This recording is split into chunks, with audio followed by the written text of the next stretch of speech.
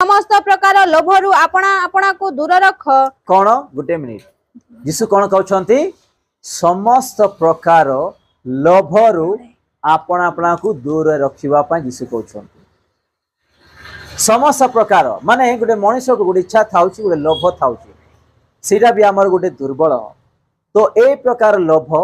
ए प्रकार दुर्बल रु आम्भे माने जिमती की दूरे रहिबा कारण से दुर्बल से लोभ आम्भ माननकु ईश्वर राज्य ठारू दूर करि परिबो आम्भे माने विनष्ट होई परिबा यदि काको एग्जांपल भल खाद्य खाइबा पई इच्छा अछि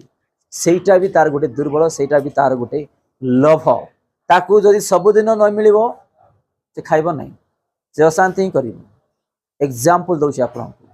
तो एटा भी हम पई गोटे लोभ हैला एटा भी हमर गोटे दुर्बल तो आम्भे माने ए प्रकार लोभ ए प्रकार अन्यान्य विषय रे आस